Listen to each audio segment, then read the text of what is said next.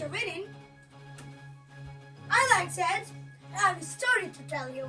It is called A Christmas Carol. It is one of the most likely winter stories. In this tale, a man named Scrooge is taken on a fantastic journey to the past, present, and future in order to realize the true meaning of presents. Are you ready? Fabulous! Let's begin!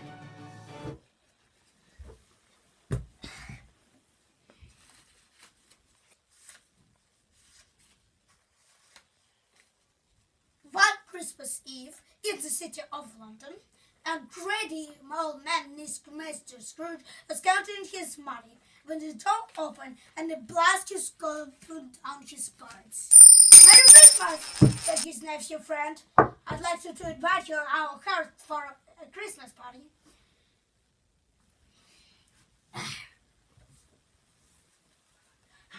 Go back," replied Mr. Scrooge as he bent his switcher on the counter table. He said, "Anything I heard more than people owe me money? It's Christmas." Mr. Scrooge wanted his ogre Mr. Strange to put more coal in the fire, as friends sweetly. "It's his only boy," said Mr. Scrooge. "He had no roughly with him." "Handbag," Mr. Scrooge shouted. "Just for that, no race and no living for brother." A tear slipped from his eye. "I'm going home," Mr. Scrooge rumbled. "I don't care, it's Christmas Eve. You're going to stay all the money I counted."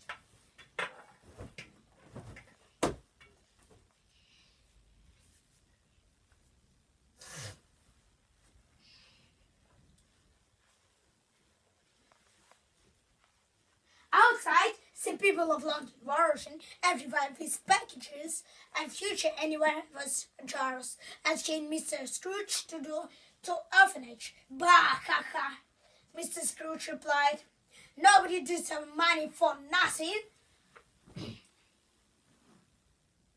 When Mr. Scrooge finally reached home, he sat down in the George empty house with no one singing and no one carols. Mr. Scrooge jumped into the pajamas and drew the cars off trim.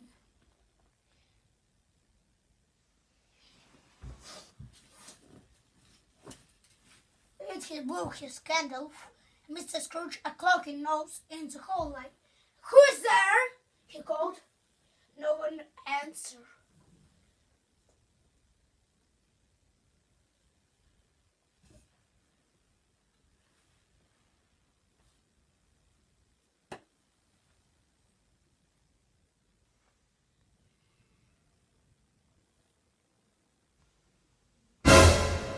Suddenly, the figure of his small folk, Mr. Simon, appeared. Mr. Scrooge warmed his eyes because he knew that Mr. Marley had died years ago. There was a ghost at his house. "I was really like you," Mr. Marley said, as he read all the metal chains. "And if you don't change your ways, you'll end up like me." Mr. Scrooge laughed. I was dreaming." He closed his eyes from better sleep.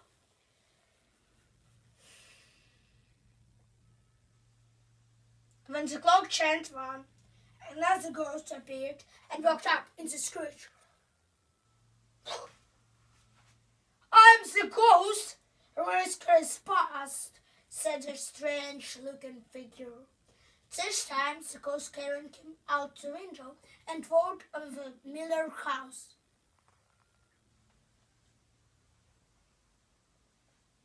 Inside the house, Mr. Scrooge saw him actively open Christmas presents. It was a memory he had forgotten, and for a moment made him happy again.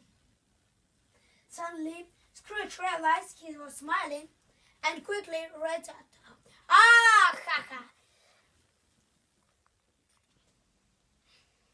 a morning later, Scrooge found himself inside the gold mine. As the next train, he thought, he bought the cars off his hitchhik to find a baker asleep.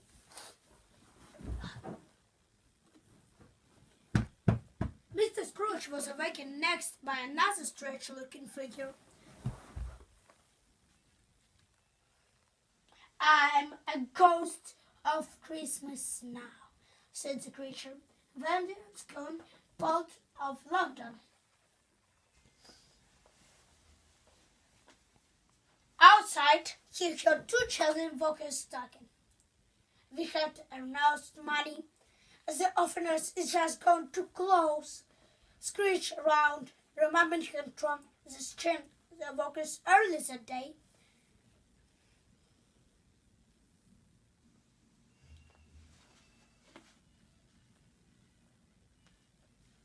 Next, the ghost of Christmas Now led him to the creature's home with a thin boy wobble on crutches.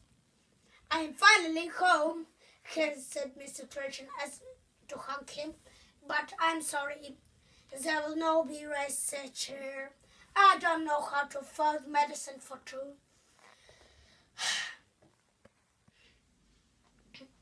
"Take me back home, Mr. Scrooge," I said.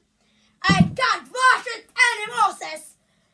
Immediately, Mr. Scrooge returned to his job, but no, all alone.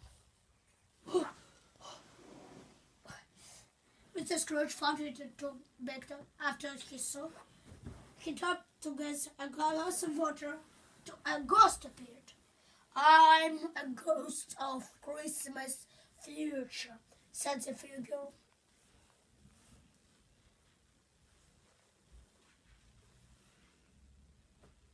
Mr. Scrooge, under the sun, flew him down the tamary.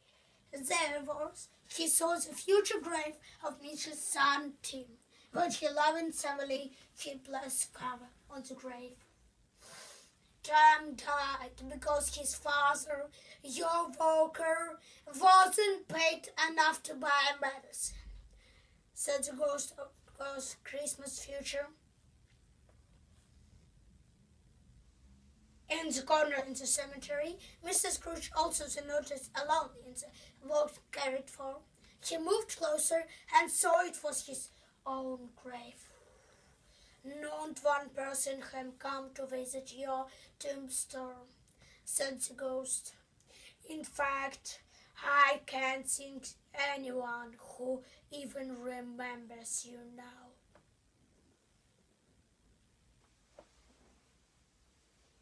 A chill for a scratchy body. Was it possible that no one missed him when he died? "I must change my ways. Oh, this is my future," realized Mr. Scrooge.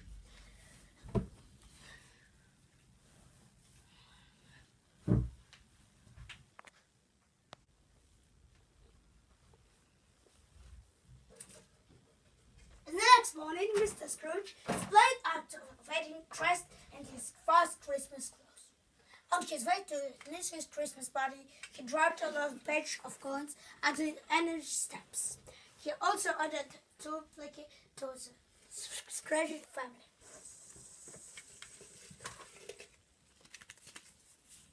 Instead of yelling, his usual humbug heroes of London, Mr. Scrooge read every passage. "Merry Christmas! Merry Christmas!" every of his relatives at the party.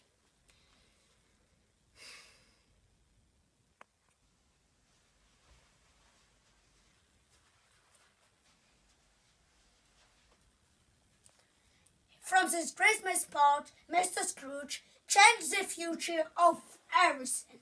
On the stage of Mr. Scrooge is raised and Tiny Tim's the medicine he needed.